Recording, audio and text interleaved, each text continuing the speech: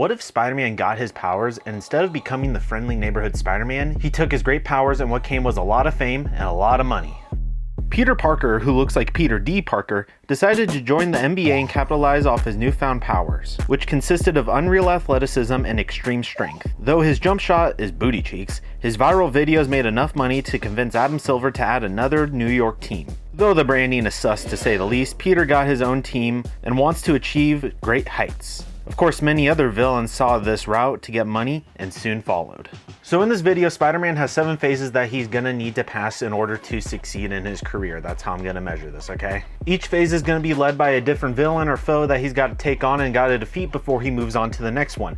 And this video will only end once one of two things either happens. He either wins and beats all 7 villains or all 7 phases and then he wins that way, or he retires because he becomes an old man and can't play anymore. Either way, he either wins or loses. That's how this is gonna go. And each series will be decided by a 7-game series between both teams, which in hindsight was a bad decision because that was a lot of recording and a lot of time, but whatever, we're here, we made it, so that's how it's gonna be. So to start out, I gave Spider-Man 4 different teammates across all the different eras to start with him. The first player came from the modern era Heat and ended up being Jimmy Buckets. A great start, but it goes downhill from here. The next was the Kobe era Clippers and was Tremaine Fulks. I never heard of this guy, but he averaged 3 points a game, so you know, that's good enough, I guess. We came back to the modern era and got the Spurs and collected Blazer legend Zach Collins. Lastly, we went back to the Kobe era and got old man Penny Hardaway. Also, it is noted that if any of these players leave at any time, they will not be replaced. They will just go away and disappear into obscurity because, you know, we won't hear from them again. But at the end of each season, there is a wheel with 3 different options to choose from for Peter's team to improve. One is an attribute increase where every player on the team will get +3 in all categories. One is getting a new player added to the team who is a random player currently in the league who will get added to the Spider-Man. And the third is getting the #1 overall draft pick in the draft and picking whoever we want. I get to pick because that's literally the only thing I get to affect in this series. With that said, let's get to phase 1. Peter's first nemesis is the Henchman, all mid-30s balding overweight men sponsored by McDonald's.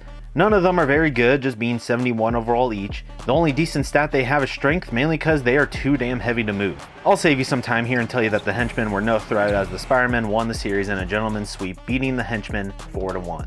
With an impressive performance from Peter in Game 5, he looks to build on this in phases to come. Though it did help that Jimmy carried this team winning Finals MVP. And at the end of the first season, the first wheel spin ended up landing an attribute increase, which means that all the players got +3 to their categories, though this will not be applied to Jimmy Butler because he left us for the Nuggets. Now let's go to phase 2. Phase 2 is going to be Doc Ock. Doc Ock gave up his dream of having the sun in the palm of his hands, and he actually ended up just stretching his arms out and his spine to become a solid 4 in the NBA. His length and IQ make him a respectable player, though he's probably in his 50s now rocking a mean mullet. He's just okay. Like Peter, he's a nerd but doesn't have the freak athleticism. His science, however, did allow him to grow every player on his team to 6'10", which doesn't matter as Peter put up an MVP season and doesn't care. Game 1 showed both these teams are probably not as good as they lead on with plenty of missed shots early on, but the Spider-Man ended up winning Game 1 108-95. This team proved to be no challenge for the Spider-Man as they ended up losing the series and getting swept, which is pretty sad for them because even the Henchmen were able to get 1 game out of them, so Doc Ock is somehow worse than the Henchmen. The wheel blessed us with a new player this time, which ended up being Aaron Williams, which he was not very good and he is not going to contribute to this team. Spoiler alert, sorry if that ruined the video for you, but he won't do anything. Time for phase 3.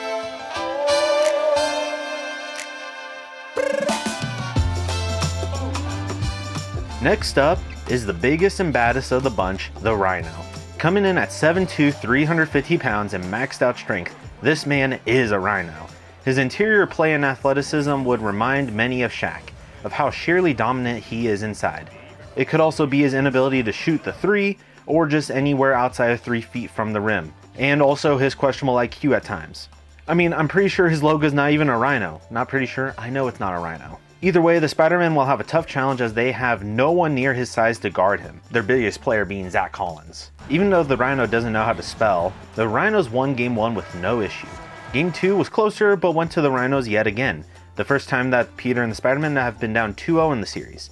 Game 3 was highlighting nobody in the midst of another blowout from the Rhinos. The cameraman didn't know what to do as the Spider-Man finally won back-to-back games, but fell to the Rhinos in Game 6 of the series, which is more degrading as they do it in Cavs jerseys, not even their knockoff Rhino jerseys. And this ended up being the first time that Peter lost to one of his foes in the phase, which all that means is he's gonna have to play him again next year and doesn't get to move on, but he gets a year older. But he's only like 23 or 24, so that's completely fine. Going back to the wheel, we got a major shakeup, acquiring a new player, this time from the Los Angeles Lakers, Kobe Bryant. I offered them Lonnie Harrington, which was a great deal to the Lakers apparently. And actually, Kobe Bryant actually proved to be a better player than Peter on his own team multiple times during the season, as he outshined Peter a lot. His addition was what the team needed as they pushed the Rhinos to Game 7 and ended up winning the series 107-88. Another villain down, another phase completed. This time the wheel blessed us with a #1 pick in the draft. And this draft had the likes of Rajon Rondo, Kyle Lowry, and everyone's favorite, Roy Gordon. It was evident though that this team needed to get bigger size because, as I said before, Zach Collins is your biggest player and he still isn't really that big. So I drafted another Blazer legend in LaMarcus Aldridge. But will this lineup be good enough to take on the next villain in the next phase? Well, let's see who it is.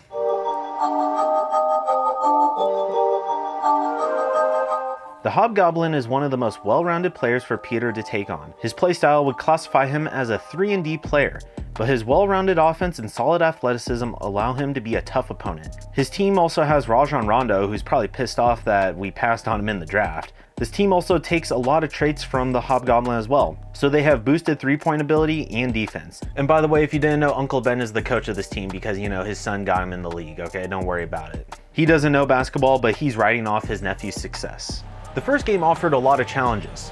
The main one being that this dude looks a lot like Peter, and half the time I don't know which is which besides the bricks that he's throwing up and Peter getting the putbacks. Though this is supposed to be Peter versus the Hobgoblin, it was more like Kobe Bryant versus Rajon Rondo, as both players were making buckets back and forth. But game 1 ultimately ended up going to the Goblins.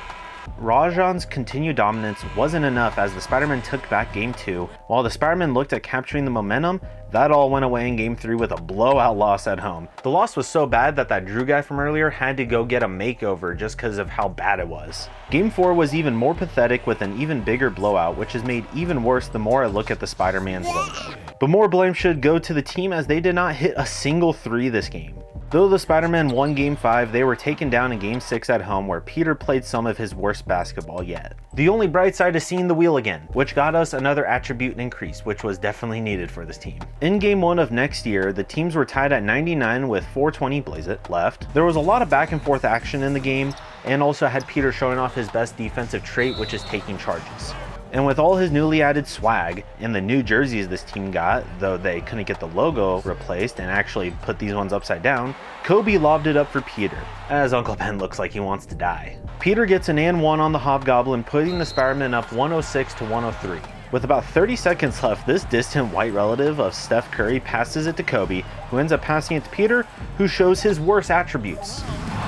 And with under 15 left, this Jackson guy drove to the hoop where he is denied by Peter, which basically wrapped up Game 1 for the Spider-Man.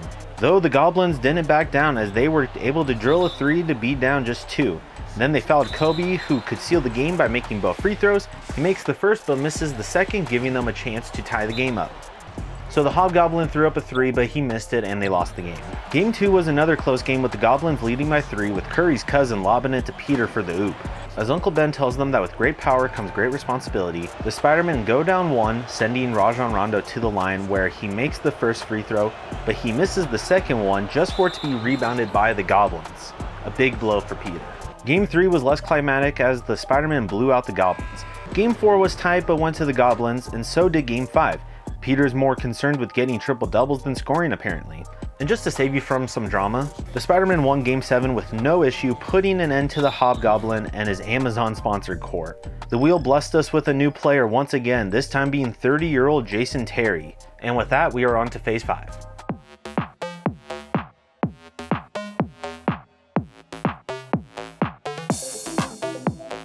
This phase is Kraven the Hunter, a very interesting player. He has a lot of shades of Stephen Curry if he was about the size of Luka Doncic and moved like Taco Fall. He and his teammates are basically just 3-point experts, which was a huge challenge to even get them to the 7-game series, because apparently if all your players do is just hit threes and nothing else, that doesn't help. So I had to investigate into this, and the issues came from, well, a lot of things, but one of the main issues was rebounding. Only 2 players on the team, Kraven the Hunter and some other dude, were averaging over 1 board a game.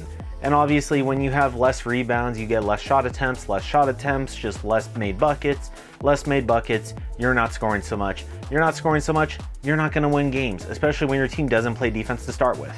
Not just that, they were giving up 133 points a game. And I think what doesn't help as well is that his team logo is by far the worst. It's not even a hunter. But with sponsors such as Kool-Aid and NBA Street, he was actually able to get more talent and added a new player to the roster.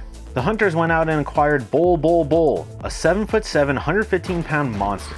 He doesn't know English or even the sport of basketball, but he demonstrates clear dominance with little to no IQ.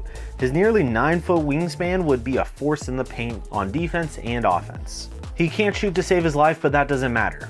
And they also decided to get a new head coach, 3 McGee. His only philosophy is that you shoot the 3 and nothing else, and you don't play defense, because if you outscore your opponent, you will win every game, which, yeah, that's how that works. So next game, Bol made his impact right away by showing his rebounding skills, and then also showing his impressive ball handling and finishing for a person who actually has never played the game before.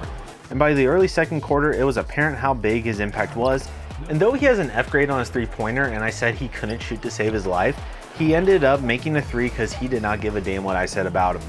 The Hunters didn't play a lick of defense, but that didn't matter as they scored 157 points in a blowout win over the Spider-Men. Bol in his first career NBA game put up 39 points, 20 boards, 11 assists, and made 3 threes with literally no ability to shoot the ball.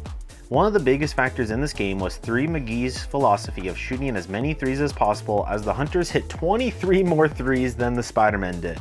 And Game 3 is essentially summed up by this play. Game 4, the Spider-Men were up 5, doing their best to blow the game, as Eldon Law is compared to Bol for some reason. But the Spider-Men hold on as 3 McGee makes some questionable life decisions. The next game went to the Spider-Men as well. Game 6 was a blowout for the Hunters. And in Game 7, with big buckets from everyone not named Peter Parker, the Spider-Man ended up winning the series. Uncle Ben is proud of his players, but not his nephew. And the wheel gave us another #1 overall pick, which we compensated with the Heat with giving them O.J. Coles, which they saw as a great player and a great asset, so they gave us the #1 pick for him. The class includes Blake Griffin, James Harden, DeMar DeRozan, Johnny Flynn's got to be here somewhere. Though size is something that we lack, we had to go with arguably the greatest shooter of all time, and that was Stephen Curry. Now we are entering phase 6, and Peter is feeling pretty good about himself right now. He's only 27 years old, he's really young, and he's only got 2 phases left. He could do this before he even turns 30, and the challenge might be over. But the hardest challenges are yet to come, and we will see one of his hardest opponents here in phase 6. The Green Goblin is a madman lunatic with an inconsistent personality, and he also used his questionable experiments on his teammates, which made them have absurd basketball abilities, and they also became 7'3", so this is actually the tallest team that Peter will have to take. Not just that, he actually ended up murdering Uncle Ben and taunts him about it on his home court, and he even makes a threat to Aunt May on his jerseys. The NBA though did acknowledge that this was not part of the rules and part of their conduct, so they ended up suspending him for 3 games, so they did their due diligence. Not just that though, he also bought the Spider-Man franchise and changed their baseline text to say end of May as well, and he also put up the Green Goblin logo on their jerseys and changed their arena name to Uncle Ben Rice. And worst thing of all is he kept the Spider-Man logo, he couldn't even get them a new one. The stress that this man has put on Peter has sent him down a dark path. The dark path being that Peter now looks old and he probably chats with young children. The only good thing to come out of this is that Peter fixed his janky jump shot though. The Spider-Men put up a fight but were outmatched with height and skill, with the Goblins overpowering them on almost every single possession. Also, Miles Morales is now the coach, don't question it. The Goblins won Game 1, but Game 2 went back to the Spider-Men. But the Goblins showed their strength, winning Games 3, 4, and 5, closing out the series, and this year, no issues at all. This brought us back to the mighty wheel where we got another #1 overall pick. We gave the Nets a steal in Lawrence Murphy. So this was one of the weaker draft classes out there. We didn't need a guard, and Paul George would be a great addition as a 2-way wing, but ultimately we need someone who could play the center position, so I ended up going with DeMarcus Cousins. Going into next season, this team was pretty much going to rely on their starting 5 and Bradley Curry, of course. And now Peter has gone fully bald, looking like John Travolta. This series was pretty much summed up by this graphic right here, as the Goblins sweep the Spider-Man, trolling them in some Cavs jerseys as well, which that's just cool.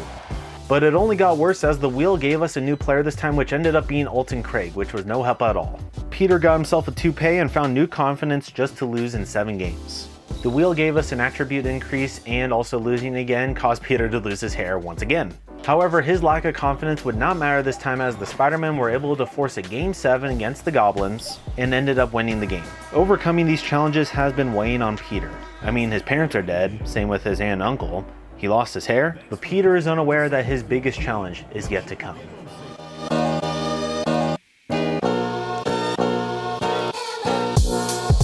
If you can't beat them, join them.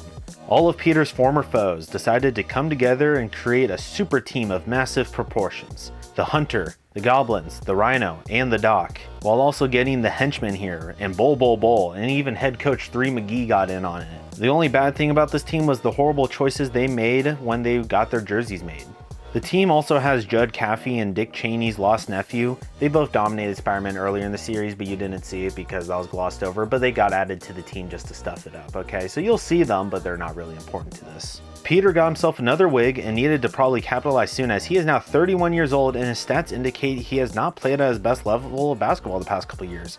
But don't worry, the wheel gave us Edmund Jameson, so that's fun. While the starting 5 is stacked, Kobe is now 35, so we need to actually get this challenge done soon because he might retire, and if he retires, he is arguably the best player on this team, and this team will fall off dramatically without him, so that's just more incentive to get it going. The series started out with a hype video showing off these teams' bad logos. And the irony of the series was that Kobe Bryant was by far the best player for the Spider-Man. He is not phased like Peter was. Game 1 went to the Sinister Six with ease. It's hard to win when you play LaMarcus Aldridge 43 minutes and he is by far your most used player. Game 2 was more the same, as Kobe is disappointed what the NBA has become, as the Sinister Six win 135 to 120.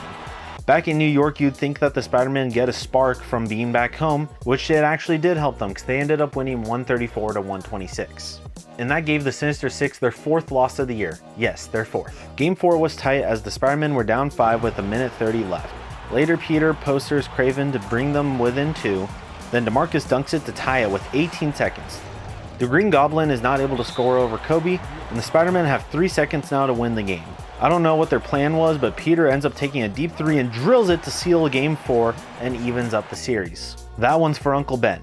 But you know what was not for Uncle Ben? The rest of the series, as they dropped the next 2 games and Peter disappeared in Game 6.